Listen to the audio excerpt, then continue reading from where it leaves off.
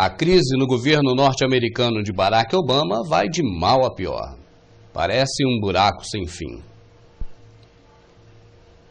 O estudioso sobre as questões políticas mundiais e também sobre os senhores do mundo, os Illuminati, chamado Hal Lindsey, um homem que é bastante famoso na América do Norte, ele trouxe há poucos dias atrás à tona uma observação de Igor Panarian, através de uma publicação em um jornal de grande circulação, de que os Estados Unidos acabaria caindo em uma ruptura, ou seja, se desintegraria.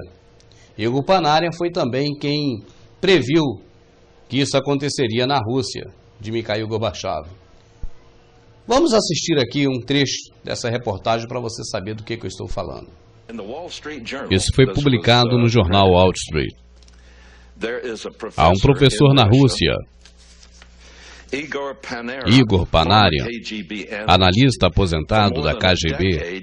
Por mais de uma década, ele vem prevendo que os Estados Unidos será desintegrado em várias partes em 2010.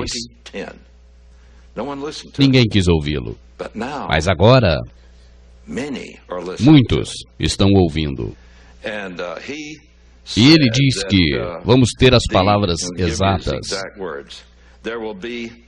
haverá um colapso econômico e moral nos Estados Unidos, que irão disparar uma guerra civil e quebrar o país. Como vimos na reportagem, o Dr. Igor Panarian vem há mais ou menos 10 anos prevendo de que vai haver esse racha nos Estados Unidos, essa quebradeira geral.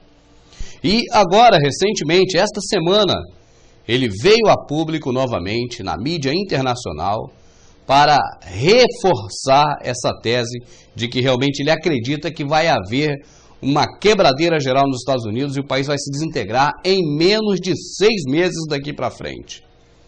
Vamos assistir. Quem deu esperança à América trará o final para os Estados Unidos. O professor Igor Panarian, que é autor do livro O Colapso dos Estados Unidos, disse que o presidente Obama vai arrastar o país para o buraco, tal como fez Mikhail Gorbachev. Obama é o presidente da esperança, mas já em um ano não terá nenhuma esperança.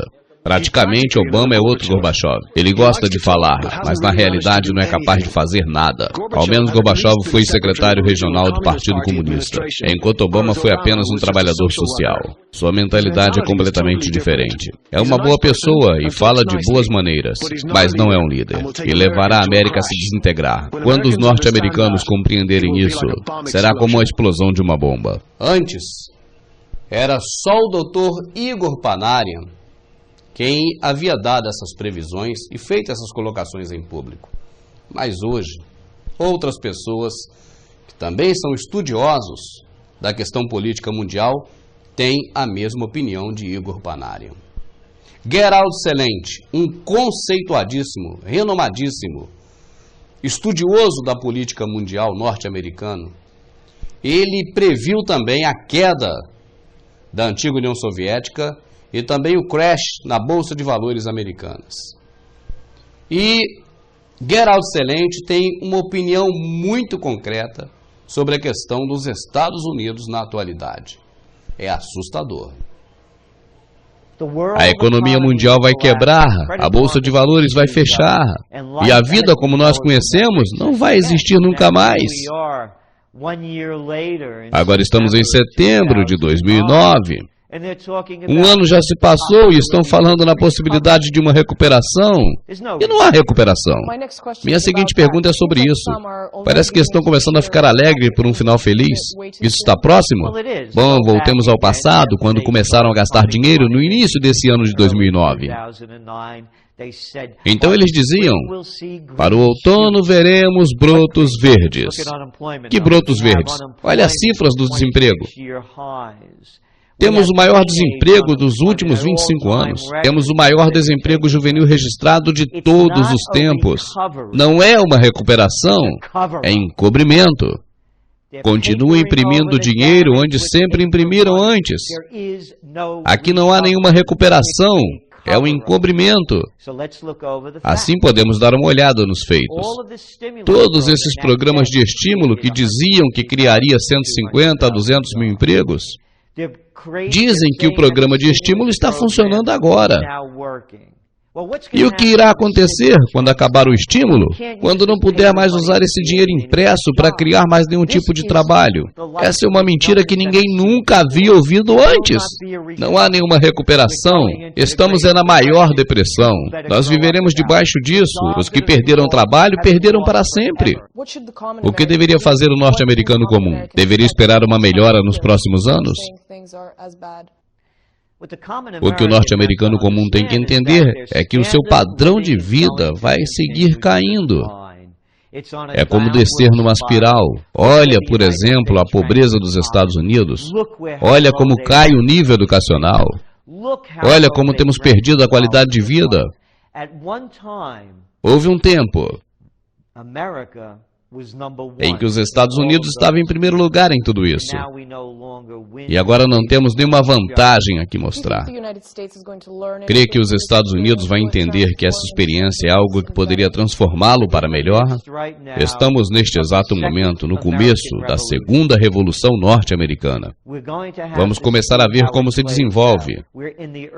As primeiras etapas da revolução. Podemos ir até a revolução e fazer um renascimento. Ambas oportunidades estão aí. Pelo caminho que seguimos, a curto prazo será a revolução. Mas a revolução, sem dificuldade, pode chegar a um renascimento. Podemos voltar à forma que funcionou melhor aqui na América.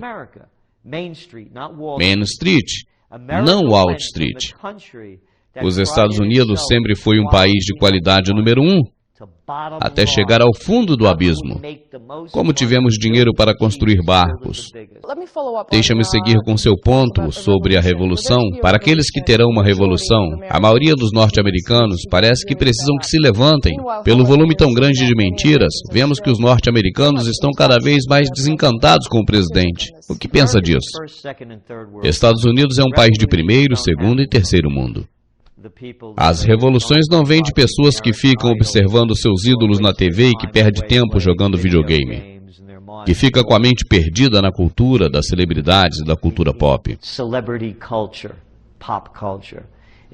Ela vem de um lugar diferente.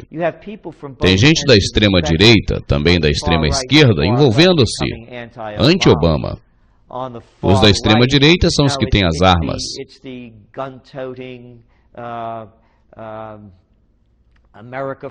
E pelos dois lados tem racismo metido no meio.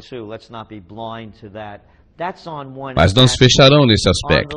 Da esquerda tem a base de apoio de Obama, que agora está se separando dele. E esses são os mesmos que estavam contra a colocação de mais tropas no Afeganistão, contra os ataques ao Paquistão e outros países soberanos. São esses que queriam ver os militares reduzindo-se e não crescendo em uma quarta parte como vem acontecendo. Assim que Obama está perdendo a sua base de esquerda. Assim que é uma revolução de vários lugares diferentes, porque Obama descartou uma série de assuntos muito importantes para a esquerda. Assim ele está perdendo a esquerda e perdeu a direita. Ele nunca a teve. Desta forma, a revolução está sendo impulsionada por uma série de facções diferentes. Tanto os republicanos como os democratas estão descontentes, e é isso que vai fazer ocorrer essa revolução. Embora a mídia controlada pelos senhores do mundo, a televisão, o jornal, o rádio, não divulguem nada do que está acontecendo nos Estados Unidos, embora você não vai saber nada pela mídia tradicional, mas realmente a coisa não está boa. Além dos fatos já relatados aqui neste momento, um renomado economista americano, autor de diversos livros, veio a público esta semana fazer declarações terríveis e sugestões para que a população, pelo menos, arrume uma forma de escapar da grande problemática que vai chegar e não vai demorar muito.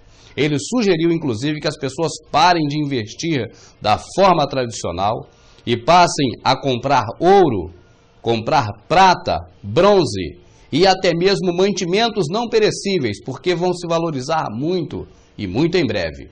Ele chega ao ponto de dizer que comprar carteiras de cigarro hoje será um grande investimento para o futuro, quando essas carteiras de cigarro passarão a valer muito.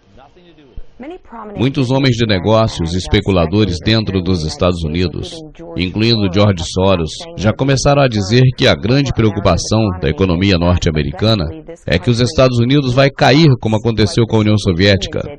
Bom, a União Soviética claramente caiu por muitas das mesmas razões que agora estamos atravessando aqui na América. Você sabe que o governo era muito grande, gastava muito dinheiro e que tinham que manejar um verdadeiro império ao redor do mundo.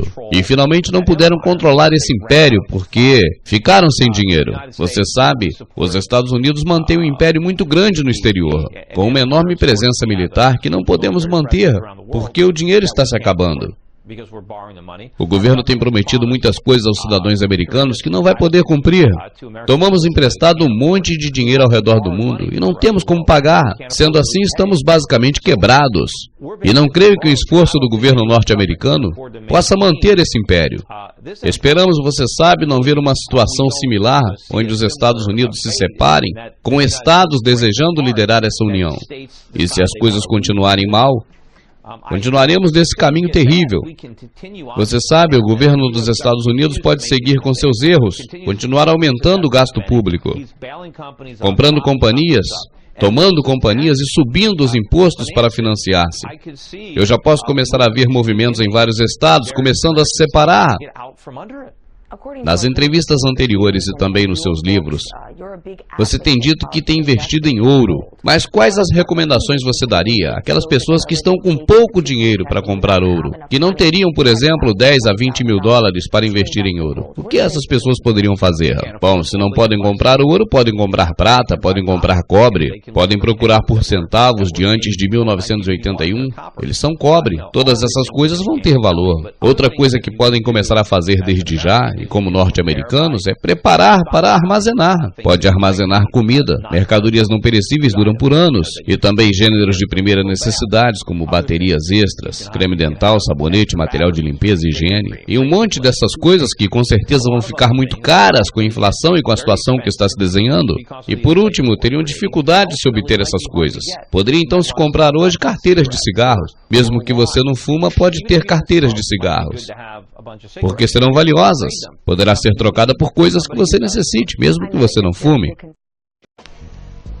O eugenista, fundador da Microsoft, Bill Gates, convocou outros 6 bilionários, senhores do mundo, recentemente, para uma reunião. A reunião foi feita na casa do presidente da Fundação Rockefeller. O que eles trataram nessa reunião? Por que a convocação dessa reunião super secreta?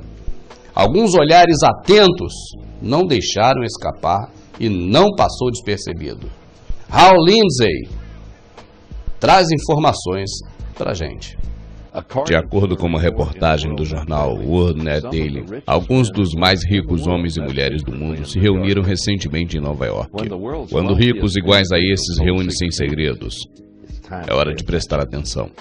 Em 1910, 6 homens mais ricos do mundo se reuniram na ilha de Jacó, na Geórgia. Depois de 3 anos, esse encontro resultou na criação da maior empresa criminal nunca antes vista, a chamada Reserva Federal, o Banco Central Americano. Juntando a lista dos participantes, uma recente reunião em Nova York talvez tenha resultado ainda mais monumentais. O jornal The London Times identifica-os: Bill Gates, David Rockefeller, Ted Turner, Oprah Winfrey, Warren Buffett, George Soros e o prefeito de Nova York, Michael Bilber. De acordo com a revista Forbes, esta lista tem um valor de mais ou menos 120 bilhões de dólares.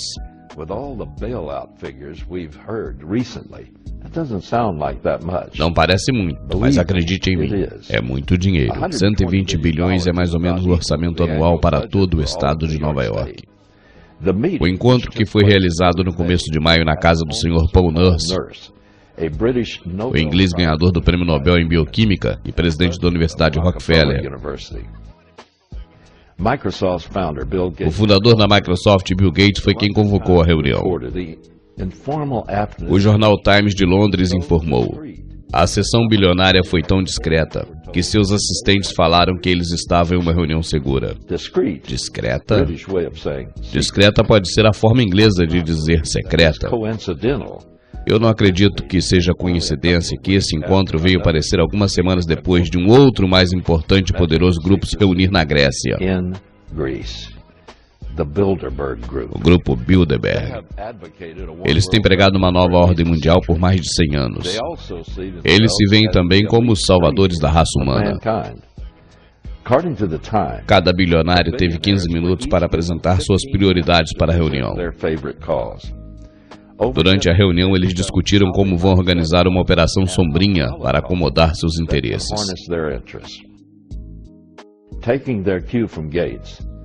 O repórter diz concordar que a superpopulação é o problema número 1. O especialista fala que a população mundial vai chegar a 7 bilhões em 2012. De acordo com Bill Gates e seus programas de computador, ele conta em 8 bilhões e meio.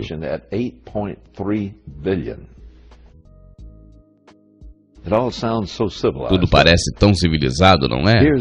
Aqui está a decisão politicamente correta tomada nessa reunião. Um grupo que luta contra a liberdade, que tem mais dinheiro que o governo, acaba de decidir quantas pessoas vão ter a permissão de viver. Esse grupo de pessoas que está acima do governo agora terá que decidir critérios a serem usados para fazer a seleção dos quais não terão a permissão de viver e como eles vão morrer. Será norteado politicamente por meios severos. Mas no final, muitas pessoas vão morrer. O encontro foi feito como se filantrópico, de pessoas que querem fazer o bem. Você pode colocar batom nos porcos, mas no final, os porcos continuarão sendo porcos. E da análise final, só tem uma forma de controlar a população, decidindo quem tem permissão para viver e, acima de tudo, quem tem que morrer. Essa crise generalizada no governo do Barack Obama está deixando muita gente de cabelo branco. Os empregados, os serviçais dos senhores do mundo estão se desdobrando para poder dar conta do trabalho que o patrão lhe tem imposto. Glenn Beck, um jornalista super conceituado nos Estados Unidos, que é funcionário da elite global, trabalha em uma das emissoras dele, se desdobra para convencer a população de que a moeda única, uma moeda só, um só dinheiro corrente para o mundo todo, é um bom negócio. Ele tenta explicar de qualquer forma, de todo jeito, que há uma necessidade de se usar uma moeda global. É o desespero tomando conta dos empregados, dos senhores do mundo, que têm um tempo curto para poder fazer que elas aceitem rapidamente esse tipo de moeda única para o planeta inteiro. Olha aí. Se nos vem uma crise mundial, é uma depressão global, e uma única moeda e um único sistema financeiro global é o fim do jogo. China disse na semana passada que quer uma única moeda mundial. França disse o mesmo exatamente um dia antes, que eles querem uma única ordem mundial, uma nova ordem mundial, como resultado desses acontecimentos. Você repara que a tática deles é bem parecida com a tática dessa emissora podre conhecida nossa aqui no Brasil, né? A China já está usando, a França também já aceitou, e aí falta você aceitar. É mais ou menos isso aí que ele quer dizer. Agora, Dick Morris, um garoto propaganda dos Illuminati, pelo menos um aspirante, né, a ser tal coisa, ele foi secretário do Bill Clinton e, na verdade, é um aspone dos Illuminati. Ele foi cooptado a comparecer a um programa de televisão de grande audiência esta semana para defender a questão da economia mundial com uma só moeda, porque está ficando claro que a forma, o método de implantação da nova ordem mundial é através da economia. Está ficando cada dia mais claro isso. É a porta de entrada para a nova ordem mundial. É o carro-chefe, através da questão econômica, começando com essa moeda única para o planeta todo. Bom, o Dick Morris foi à televisão realmente como seus patrões pediram. Só que ele deu uma escorregada e eu gostaria que você assistisse com a máxima atenção a essa reportagem, porque ele, inclusive, ao vivo, na hora de dar a entrevista, em favor do que queriam os Illuminati, ele escorregou feio e fez o oposto. Inclusive, ele afirmou na televisão americana de que há realmente uma grande conspiração dos senhores do mundo contra a humanidade. Você acredita em mim? Então vamos analisar devagarzinho, com bastante atenção esse vídeo. Olha a reportagem do Dick Morris escorregando. Algo grande vai passar em Londres durante este G20. E escondem, camuflam, não falam dele. A coordenação da regulação internacional. O que eles vão fazer é colocar a Fed e a SEC debaixo do controle do FMI. Oh, vamos lá, você crê isso? Isso é o que estava na agenda. Eles chamam de coordenação e regulamentação, mas o que na realidade faz é colocar a economia norte-americana debaixo do controle internacional. E essa gente que anda gritando, a ONU vai tomar o controle de um governo mundial. Pareciam loucos, mas tinham razão, está acontecendo agora. Ben Geiser diz que estava aberto a uma moeda mundial na semana passada. E esses conspiracionistas ficam a vida toda dizendo isso, mas eles não estão errados. Deu para pegar? Não precisa repetir não, porque eu vou repetir bem devagarzinho, compassado, parando para você assistir novamente. Repare bem que o Dick Morris ele foi chamado na televisão para fazer uma defesa da questão da economia mundial, ao vivo. Ele começa falando sobre a reunião do G20. Era para ele emendar naquela reunião do G20 com a questão da necessidade e tal, de uma economia global para salvar o planeta, enfim. Deveria contar uma história, mas ele se perdeu ao longo do percurso, quando ele foi formar a questão toda que ele queria colocar. E aí ele descamba para outro lado. Ele fala algumas verdades que jamais poderiam ter sido ditas na televisão, principalmente na Fox, que é uma das grandes emissoras dos senhores do mundo. Agora eu quero que você repare também na atitude do repórter. O repórter tenta interrompê-lo, porque o repórter fica apavorado, o âncora, quando percebe que ele está saindo da linha, que ele está indo para o outro lado, que ele está tomando uma outra direção. Vamos assistir de novo e dessa vez com legendas, sem a dublagem, para que você veja melhor a questão toda. Vamos colocar a legenda do Dick Morris amarela e a legenda do apresentador em vermelho, para que você perceba melhor o que aconteceu. Mas observe bem e repita outras vezes esse trecho, e se possível até você da internet que está nos assistindo, compartilhe com mais gente essa informação, porque é importante. There's a big thing that's going to happen in London at this G20, and then they're hiding it, they're camouflaging it, they're not talking about it. Coordination of international regulation. What they are going to do is to put our Fed and our SEC under the control, in effect, of the IMF. Oh, come on. They're You going believe to they'll do this? That's what was in the draft agenda. They call it coordination of regulation. What it really is putting the American economy under international regulation. Yeah. And those people who have been yelling, oh, the UN's going to take over global Conspiracy government. theorists. They've been crazy, but now they're right. Yeah, well, when It's happening. When Geithner said he would be open to the idea of a global currency last Exactly, week, yeah. those conspiracy people had said and suggested that for years. right. You're not wrong. Compartilhe esse vídeo, coloque na sua página, divulgue o máximo possível, repita no seu canal, no Orkut, onde você puder. Você que está assistindo pelos DVDs, copie e passe mais DVDs para frente, porque essa reportagem, que foi pequena esse trecho, mas fica claro que há realmente hoje uma preocupação grande dos senhores do mundo em contornar a coisa para que não fuja do controle, para que não escorregue entre os dedos, já que é um momento decisivo para eles. E lembre-se, nós estamos em 2009, é um ano importante para eles, pesquise pela internet. Foi em 1901, um ano 11 também, que eles implementaram várias coisas dessas que estão aí hoje, controlando a humanidade. Depois, em 1918, também foi ano 11, eles implementaram uma série de coisas desse ano. Esses anos 11 para eles são importantes. Para mim e para vocês isso não representa nada, mas para eles esse ano é importante. E 2009 é outro ano importante dos Illuminati. É bom que você fique atento a isso e pesquise, pesquise, pesquise, sem parar de pesquisar.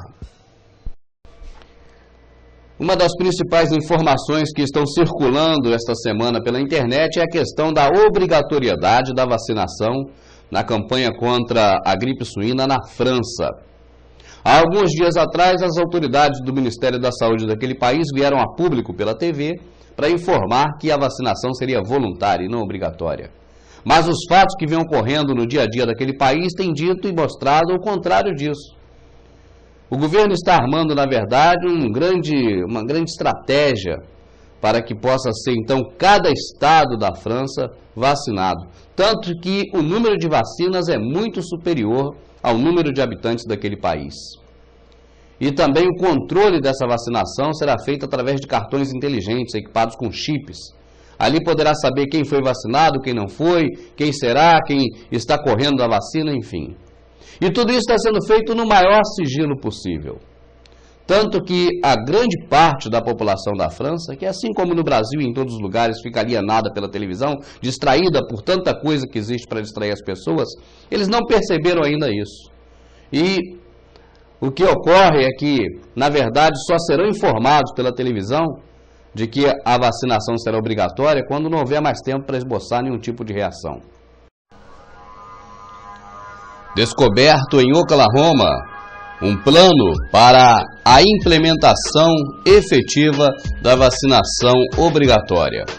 Esse plano foi descoberto, a informação começa a vazar na medida em que tem que se envolver mais pessoas para realizar aquilo que está programado, e em meio a essas pessoas sempre há um ou outro que comenta com um amigo, com um familiar, e aí a notícia acaba escapulindo. E foi assim que aconteceu em Oklahoma essa semana, com a informação sobre a organização do governo para a implementação da vacina obrigatória contra a gripe suína. Vamos assistir.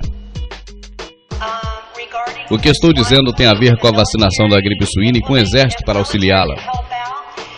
Em seu artigo, o senhor não revela as fontes, mas eu gostaria que o senhor agora falasse aqui um pouco mais sobre os braceletes de metal que vão colocar no pulso das pessoas com um chip de computador, e então todos poderão entender melhor o comentário.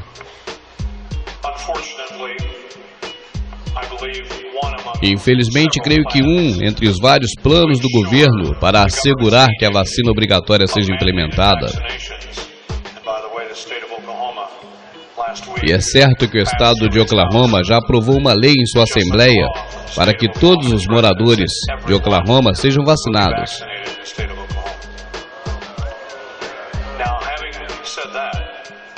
Assim, uma vez dito isso, também existem planos para assegurar de que não haja viagens livres.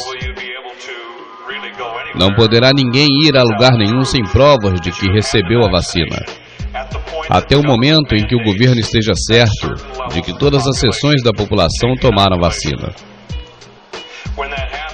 Quando isso acontecer, me disseram que a polícia estará por todo o país. Existem planos prontos para serem implementados que incluem reter as pessoas nos pontos de asfixia, que é como estão sendo chamados. São interseções das estradas estaduais ao redor das grandes cidades, aonde podem ser detidos a maior quantidade de pessoas, até que possam comprovar que foram vacinadas com papéis. Ou, no caso de um especialista médico em Milwaukee, que me disse que havia observado um caminhão descarregando vários equipamentos de hospital, e tiraram dali daquele caminhão inúmeros braceletes metálicos que, uma vez postos, ficaria fechado com um tipo de mecanismo que estaria dentro e que esse bracelete ficaria permanentemente com um chip agarrado nele. O chip guardará todo tipo de informação sobre você e se você foi ou não vacinado. Agora, esse é um de vários planos, mesmo não sendo visto pelas pessoas em plena luz do dia, estão aí, está tudo preparado. E se foge do veneno, é suicídio lento ou homicídio lento, ou te vão matar com a injeção, ou dizem que é seguro, que só vai fazer o que é necessário para você. Para mim isso é suicídio virtual, é suicídio em câmera lenta. Assim, o que estamos falando aqui é para que não tome a vacina, mas talvez não tenha opção. Já me disseram que esse plano inclui também ônibus. Eles estarão parados nos cruzamentos e servirão para as pessoas que se recusam a tomar a vacina. As pessoas serão escoltadas até os ônibus. E como me foi dito, policiais diziam e se gabavam dizendo que daria uma viagem grátis até o Forte Hurley. Bom, esse é um dos vários planos. Nós não podemos saber ao certo até que sejam implementados. Mas eu te asseguro que esses planos estão prontos e usarão as forças públicas. E num artigo que escrevi hoje eu disse que as forças públicas do nosso país vão usar a força para cumprir a nova ordem mundial. Haverá muitas pessoas que não farão, mas creio que todavia haverá uma maioria parada em prontidão dizendo para que você suba no ônibus e tome a vacina. E você sabe uma coisa, meu amado, isso não sai da minha cabeça. Eu creio que todas essas torres de telefonia, elas existem com segundas intenções. Eu creio. Eu creio que muito em breve nós vamos ser vigiados por todas essas torres. Vão servir para nos vigiar, para saber onde estamos, o que estamos fazendo. E aí aplicar a lei sobre nós, porque o Codex Alimentário, por exemplo, é mais um conjunto de leis que está vindo aí. Esse conjunto de leis entra em vigor no dia 31 de dezembro, é bom que você procure saber sobre ele. E não é o único, muitas e muitas leis repressivas estão a caminho. E para controlar o povo diante dessa repressão, embora eu creio que não sejamos muito mais, né, nessa época, porque a despopulação também é iminente, mas essas torres serão de fundamental importância para nos vigiar. E, é claro, aliadas aos satélites.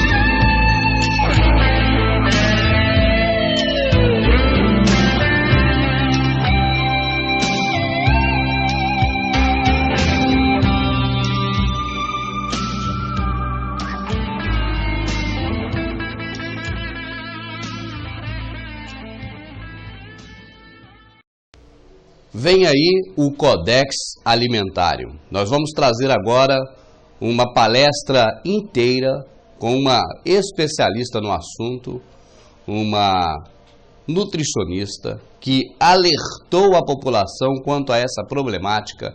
Ela sempre faz palestras, mas a que nós vamos trazer é de 2005, quando ela já alertava em 2005 para a data de 31 de dezembro de 2009. O que ocorre com o Codex Alimentário? O que é o Codex? Codex Alimentários é um termo em latim para um código de alimentação. O que é um código de alimentação? Você conhece muito bem o Código de Trânsito, conhece também o Código Penal, o Código Civil. Na verdade, código é um conjunto de leis específicas para um tipo de coisa. Você não faz só uma lei, faz várias leis para um só tipo de ação. Então, no lugar de ser uma lei, torna-se um código. Ou seja, as pessoas que cometem crimes, elas são presas baseadas no Código Penal, que é um conjunto de leis que diz que tudo que é proibido está ali naquele Código de Leis. Tudo que é passivo de pena está incluída nessas leis que formam o Código Penal. Você está entendendo?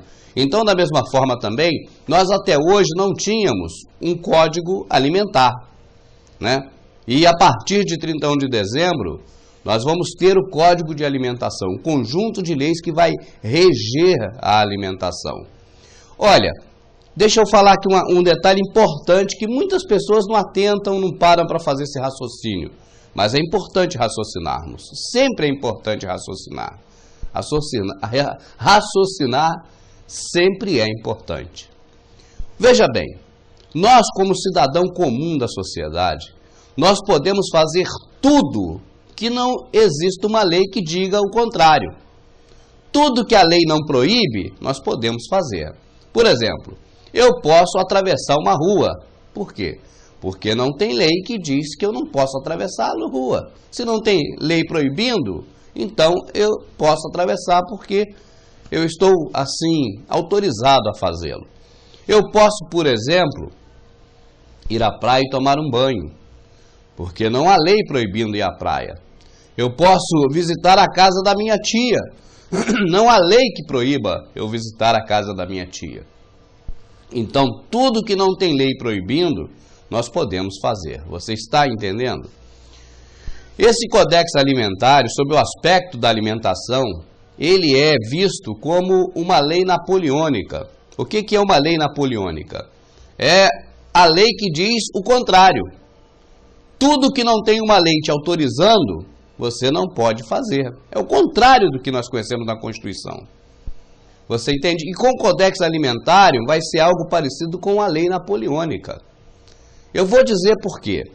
Hoje, você pode ter vários hábitos alimentares, ou de cultivo dos alimentos, ou de criação dos alimentos, que você pode exercer porque não tem lei dizendo que não pode, então você pode.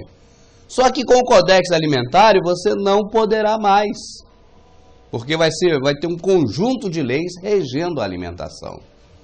E esse conjunto de leis, eu não vou aqui fazer a palestra que nós vamos apresentar, é claro, eu só estou dando uma introdução. Mas esse conjunto de leis, ele vai reger sobre todos os aspectos da alimentação. Desde o cultivo, desde a plantação, desde a criação, até o transporte e distribuição e venda e o consumo. Vamos assistir, eu creio que seja melhor nós assistirmos a palestra. Então, a partir de agora, está no ar a palestra do Codex Alimentarium. Let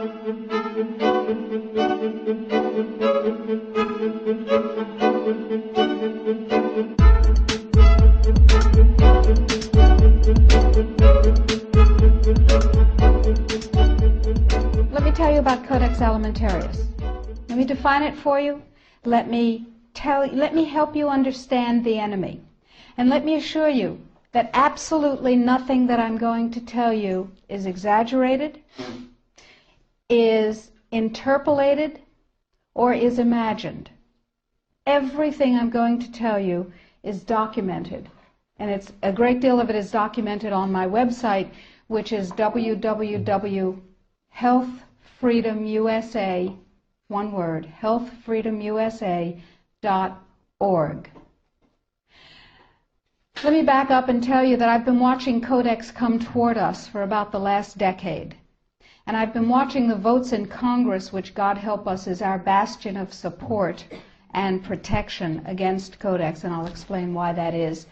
I've been watching the votes to protect our health freedom dwindle until finally in the 109th Congress, without a good deal of activity, we didn't have the votes to protect us. I've been watching Codex accelerate, and I've been watching it expand, and I've been getting more and more troubled. Let me give you a brief rundown of Codex then. After the Second World War, the Nuremberg tribunals were held, in which people who had committed crimes against humanity were judged by the world community in a court run by the United States and Britain, and they were sentenced to terms in prison if they were found guilty of crimes against humanity. One of the people found guilty of crimes against humanity was the president of a huge industrial megalith called I.G. Farben. I.G. Farben produced the gas used in the gas chambers, Zyklon B.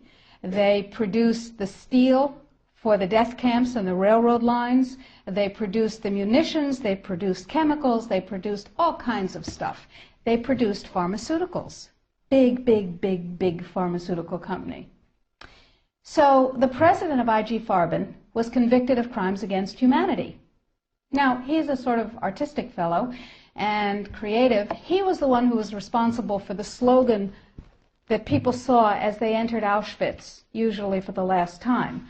Arbeit macht frei. Work brings freedom. Creative sort of fellow. So he was sitting in jail and he said, well, that didn't work. What else can we do? I've got it. Food. He who controls food controls the world. So when he got out of jail, he went to his UN buddies and he said, have I got an idea for you? If we take over food worldwide, we have power worldwide. And his UN buddies said, cool idea. And so they created a trade commission. That's a very important pair of words, a trade commission called the Codex Alimentarius Commission. It is not a public health commission. It is not a consumer protection commission. It is a trade commission. Trade is about what? Money. Business. Trade is about profit. Well, they said in 1962, we're going to work toward total global implementation of Codex Alimentarius on December 31st, 2009. Long term. And they set up a bunch of committees, committees on fish and fishery, fats and oil, fruits and vegetables, ground nuts, nutrition and foods for special dietary uses, and so on. There are currently about 27 Codex committee. There are regional organizations. There are task forces and so on. So it's a huge bureaucratic monstrosity. It's immense. Codex has promulgated well over 4,000 guidelines, standards, and regulations on everything, everything which can legally be put into your mouth, with the exception of pharmaceuticals. They are not part of Codex. Important. Now, Codex standards have no legal weight whatsoever. Zero. So who cares about them? They're just standards. So we're talking about an industry-dominated, regulation-setting organization. But if it has no legal standing, who cares, right? Here's the history of Codex Alimentarius before 1962. The Austro-Hungarian Empire said, we need rules by which the courts can rule on cases involving food. So we'll have regulations and rules that the courts will enforce. That's how they get their weight. That was called the Codex Alimentarius, and it was put into place around 1893 and lasted until the end of the Austro-Hungarian Empire in the First World War. So the idea was there in the Germanic tradition. We need rules, lots of rules, lots and lots of rules. We need a lot of rules. Let's have rules for everything to do with food. So it was sort of a natural extension for the German industrialists to say, we'll go back to the good old days of Codex Alimentarius, back when we had them in the Austro-Hungarian Empire. Cool. So they started promulgating their rules and regulations, and they were voluntary. They were sort of guidelines. Now, Codex Alimentarius Commission is administered by the World Health Organization, WHO, and the FAO, the Food and Agriculture Organization. They fund Codex, and they run it at the request of the UN. So they're mommy and daddy to Codex Alimentarius. And that's very interesting, because they're supposed to be about health and food worldwide. Some conflicts of interest that we'll talk about. So Codex started promulgating regulations and rules, and the way that's done is that the committees work up a rule, a standard, a guideline, a regulation, and then they get it to what's called Step 8, which is the final step in their administrative process, and then it's presented to the Codex Alimentarius Commission for ratification, like the vitamin and mineral guideline was presented to the Codex Alimentarius Commission on July 4th this past summer. It was ratified, it was approved by consensus, and it is now, despite the propaganda that you're going to hear, if you ever hear about it in the media, it is now mandatory upon any member country of the WTO, the World Trade Organization. Well, what in the world do they have to do with it? And the answer is everything.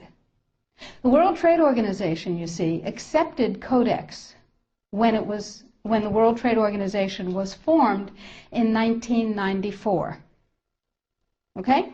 They said, well, how are we going to decide trade disputes around food if we don't have a set of rules? I know. We'll accept the Codex Alimentarius rules.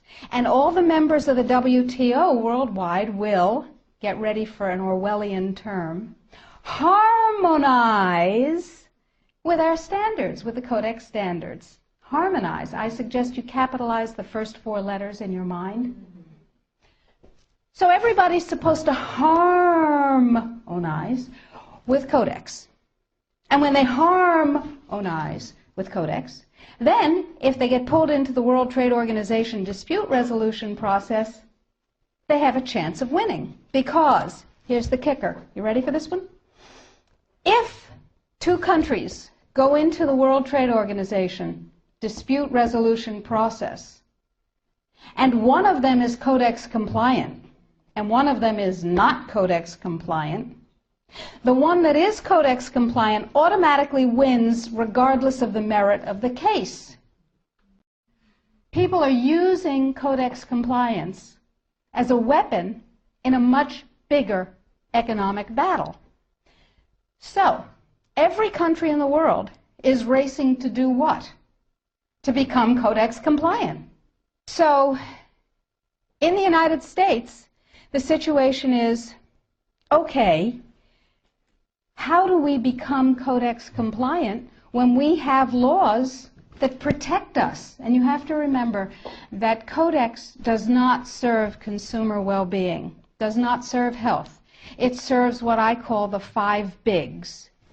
Big Pharma, Big Chema, Big Biotechna, Big Agribiz, and Big Medica.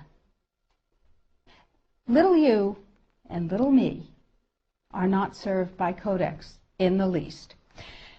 So, before we go forward and talk about the rest of what has to happen, let's ask what Codex does. You probably all know about the vitamin and mineral guideline that was ratified on July 4th. You may not know that although it is said that Codex guidelines, regulations, and standards which have been ratified are voluntary, they are not voluntary. That is known as a lie. They are mandatory, but they are not fully mandatory until December 31st, 2009. They're sort of kind of a little bit mandatory now, and they're totally mandatory then. Okay, so what does Codex do? Why do I care enough about Codex to close my practice and stop treating patients who came to me from around the world to help them regain their health and be radiantly well with non-toxic means, which is a very satisfying thing to do. I love it. And it also provided me with an income. That was nice. Why am I concerned enough? Okay, let's talk about the vitamin and mineral guideline first.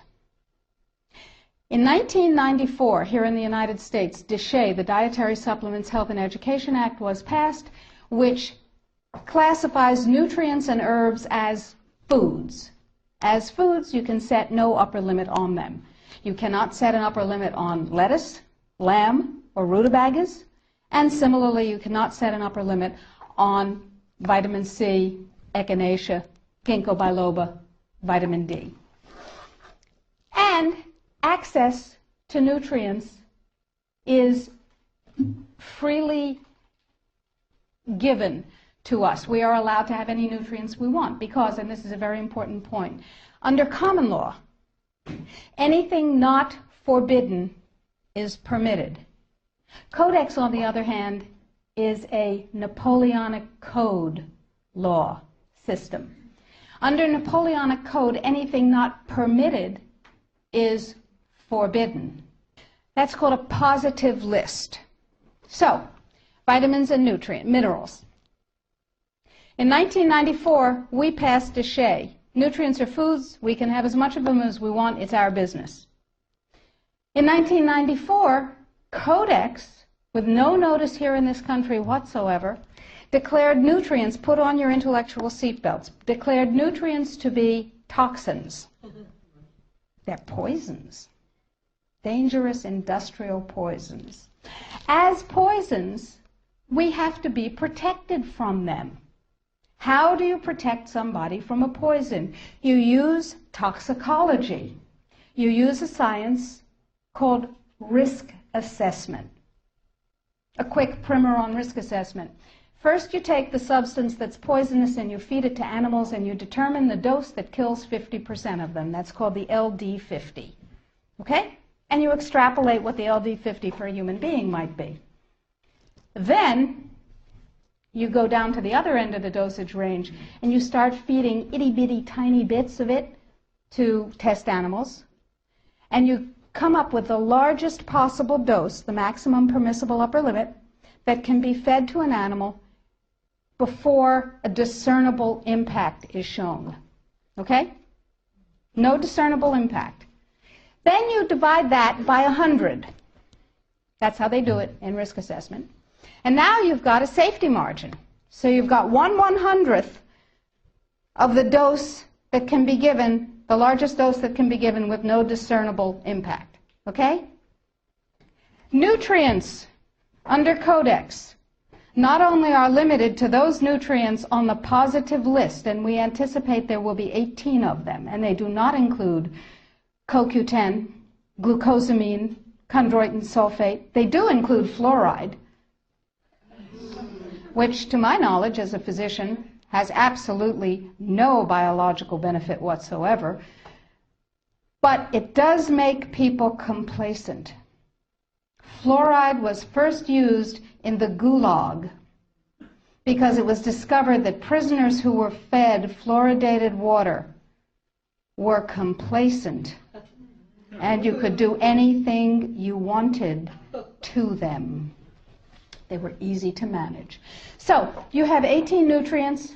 You have itty-bitty, teeny-weeny, little-bitty doses that are determined scientifically to have no effect on any human being.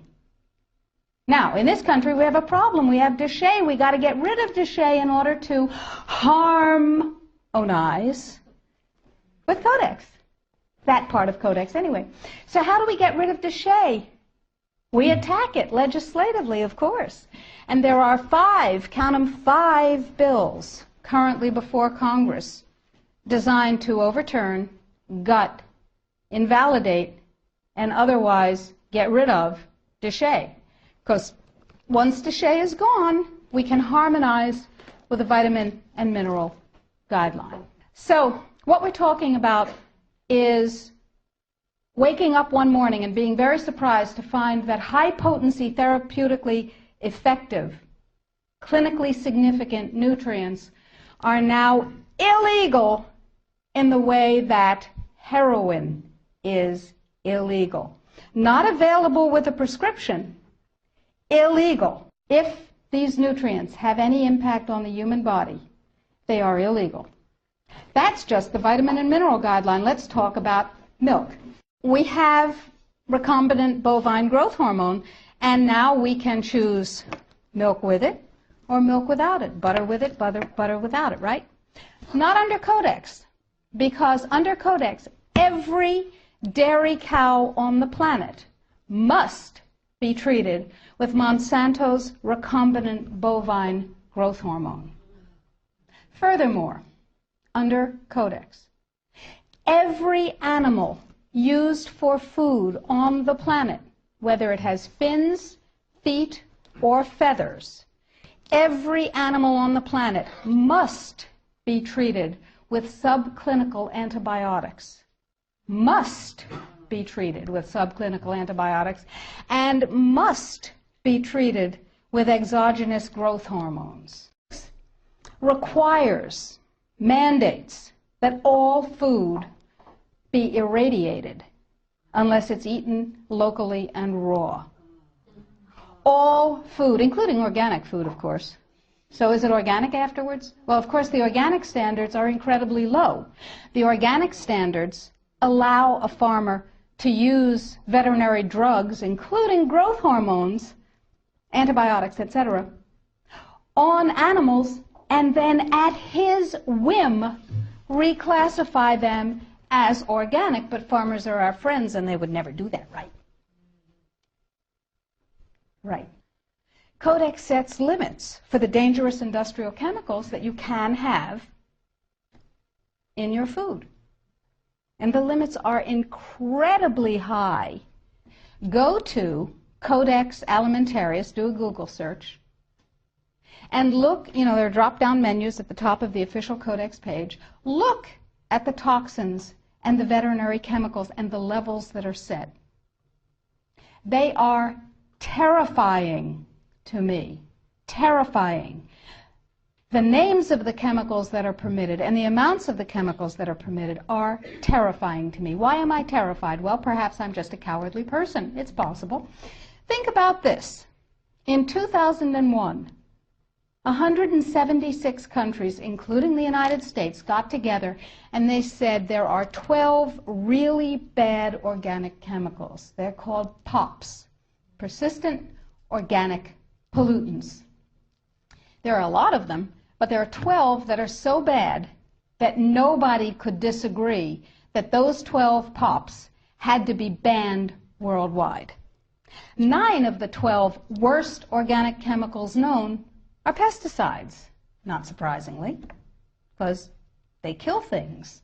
And, of course, we have many processes and enzyme systems that are very much like insects and other pests, so they're not too good for us. But Codex has different ideas. Codex has brought back 7 of the 9 forbidden POPs that 176 countries banned worldwide. Dieldrin, aldrin, hexachlorobenzene. And the food that is imported from other countries that contains these substances cannot be stopped at our borders, because otherwise it would be, God forbid, a trade violation. That's how Codex works.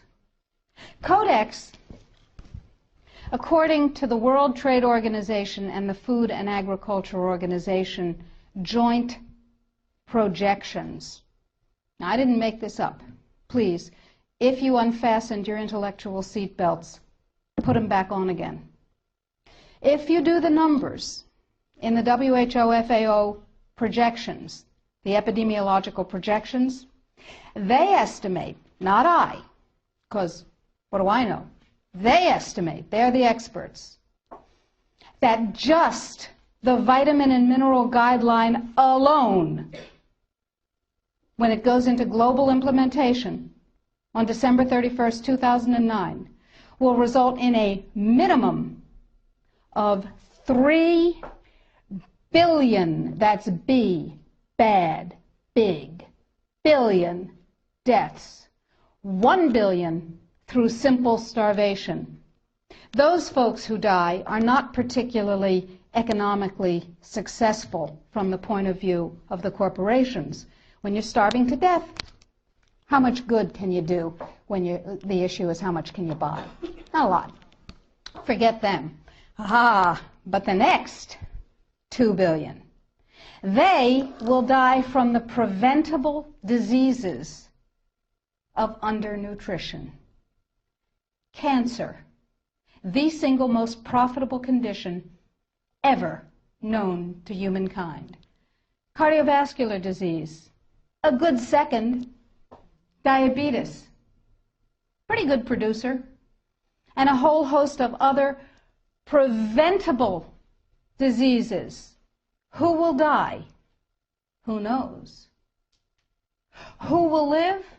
Probably those people who are wealthy enough and powerful enough to have their own pushers of clean food and nutrients. That's who will live. You and I? Probably not. Our children? Probably not.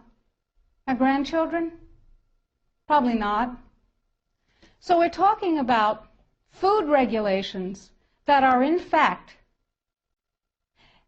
the legalization of mandated toxicity and undernutrition. It will be illegal if there's a famine in, wherever there's a famine, to ship high nutrient density biscuits to that country. And it will be illegal to distribute them. That's what we're talking about.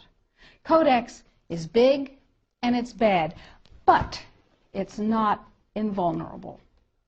So the point is that we have to protect ourselves, and I believe that we have to regain global leadership, which we have lost, surrendered, squandered, sold. No global. We have sold. Just joining the World Trade Organization surrendered our sovereignty. However, Parenthetically, I have a team of constitutional lawyers looking at the following question: are we members of the WTO? Because if you remember from high school civics, the way you get a treaty to be a real treaty is to have it ratified by a 2/3 majority of the Senate. And the way we got into the WTO was they passed a law allowing Bill Clinton to fast-track us into the WTO. That's not a treaty. We're not in the WTO. All right. Now, that's a piece of the battle. Tell George. We will tell George, but I don't think he's going to be relevant by the time we tell him. So that's a piece of it, but that's not going to save our lives right now, because do you know, picture in your mind a wasp or a bee trap where the insect voluntarily goes down the funnel and then can't get up out of the trap again? That's Codex. A regular law can be overturned, it can be repealed, it can be corrected by another piece of legislation. But once we become Codex compliant in any area, as long as we're members of the WTO, it can never be repealed, because we have lost the sovereignty to become un-Codex compliant as long as we're in the WTO. So it's like going down that funnel and not being able to get up out of it. So it's very important that we make sure that we do not become Codex compliant. Very important that we make sure that we do not become Codex compliant. But then we'll be hit with all those big trade sanctions and the country will be destroyed economically, right? No. Remember surprise? One of the principles of war? Remember mass, where you take your strength and put it against the enemy's weakness? Well, here's what we've done. We have a team of lawyers who have spent hundreds of hours with us pro bono. These are good guy lawyers. These two gentlemen and we have spent hundreds of hours studying Codex, understanding its weaknesses, a lot of weaknesses, and constructing a strategy which will take the sucker down. It will take it down. But I need you. You are people that other people come to for information about safe, healthy food and nutrients. You are ready-made dissemination points. You are the 1,000 million, 100 million points of light. Here's what is happening. Every country in the world has to be Codex compliant in order not to get hit by WTO trade sanctions, as I told you, if they're members of Codex in the WTO. And there are a few countries that are not, but I guarantee you they're not of any major significance. So, the question is, what does Codex compliance mean? Well, most people, most countries, most legislators believe that it means they have to adopt as their national standard on that particular subject what Codex ratified. But that's not the case any more than we're in the WTO. That's not the case either.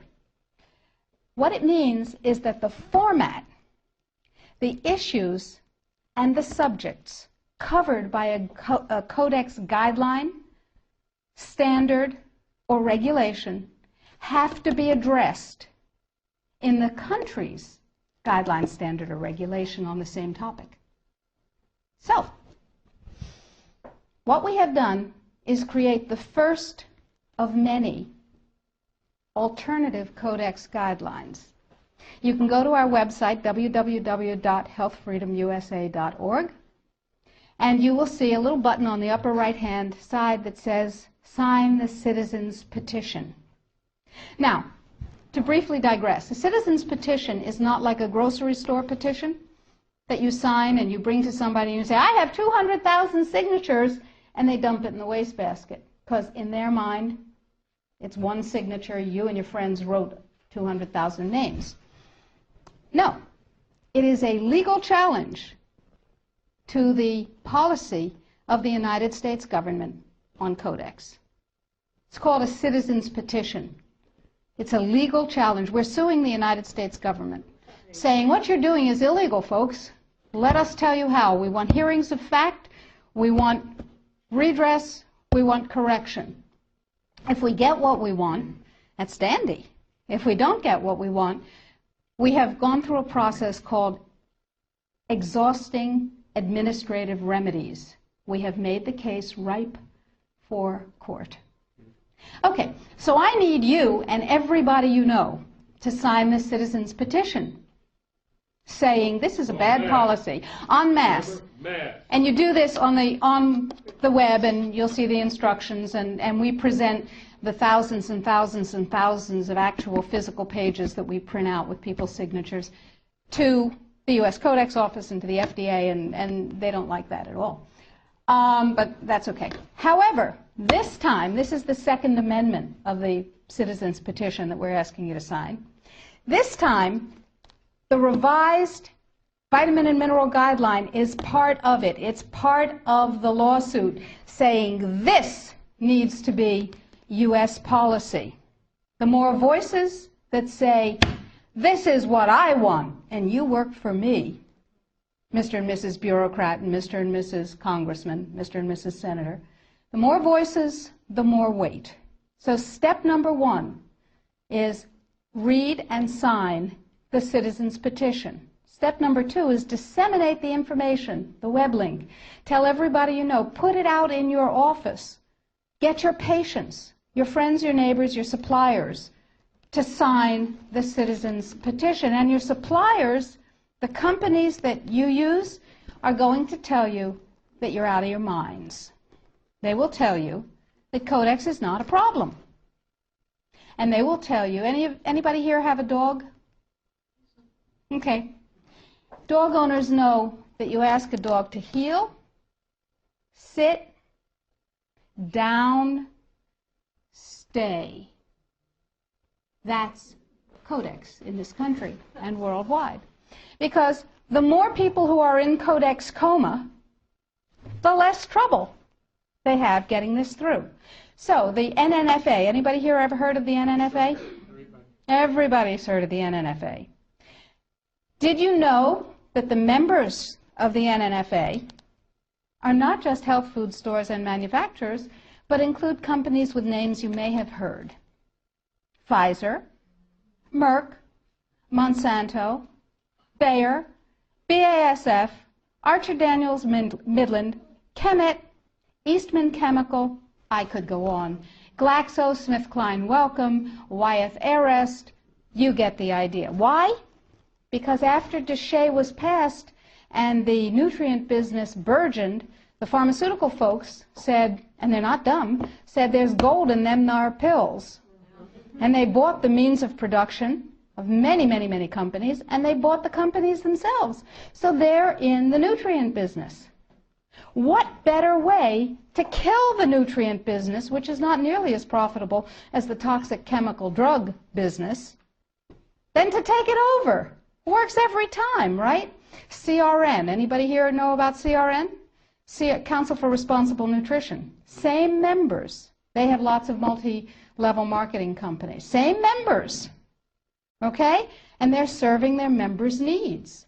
They're saying, CRN is saying, yay, Codex is coming. It's going to protect us from those dangerous vitamins and minerals and herbs. And CRN is saying, it's fine. Go to sleep, lullaby, and good night. Everything's fine. And they use a report that they commissioned at a reputed cost of $800,000. A report, Sidley, Austin, Brown, and Root, a law firm in Washington, wrote a report for them. And it said, lullaby, and good night. Everything's fine. It won't have an impact on the United States. Everything's fine. Sidley, Austin, Brown, and Root has one major client whose name you might know, Merck. Now, it's entirely possible that NNFA just did a spectacularly bad job of due diligence, or not. Anyway, the report says everything's fine, everything's dandy, no problem, we've got DSHEA. Yeah, sure we do. Now let's talk about Australia. Remember, 5 laws before Congress to overturn Duché. And you can write to Congress on the website. The click of a mouse. I call it riding the freedom mouse. It's called security. Now, Congress uses a multiplier of 13,000 to 1. Every email, fax, phone call, letter. Don't write letters. They get decontaminated. They never get to Congress. Every email, fax, and phone call counts as 13,000 constituent opinions. They figure that if you write a letter or send an email, there are 12,999 lazy lunks who can't bother to get to the computer terminal to do the same thing, but they feel the way you do. Interesting. That's power, my friends. That's power. That's 13,000 to 1. So suppose we have 1 million people. Suppose we have 10 million people. Suppose we have 100 million people saying, don't you dare. Now, Congress has one rule above all others. Anybody know what it is? Get reelected. That's the primary rule, the prime directive, as Isaac Asimov would have called it. The prime directive is to get reelected. Now, Duché was passed, you may remember, by unanimous congressional consent. Was that because one morning all members of Congress woke up and said, I see the light. Nutrients are better than drugs. No. They said, oh, if I don't go along with this, I'll never be reelected to anything. You remember critical mass. Remember, we were out on the streets and we were up on our hind legs and we were making noise. And we were rallying and we were writing letters and we said, don't you dare take away my health freedom. Remember? And we won. Except we got fat, dumb, and lazy and stopped protecting ourselves. So now we're in the same place again. Except it's all food instead of just nutrients. So that's point number 1. Use the freedom mouse. Ride the freedom mouse. We've made it as easy as possible on the site. Sign up for the emails. I will never sell your information to anyone, I promise. I will never rent it. I will never share it. You'll only get email from me. And we need you to know what's going on. So I'll send you email blasts. I'll send you things that you can do. Or not. You know, it's your choice. Get everybody you know informed. Now, what else can you do? Well, we're going to write a series of Codex alternative guidelines. Everything bad in Codex will have an alternative guideline that turns it into a pro-health guideline. What have we done with the guideline, the vitamin and mineral guideline? You can see that because we have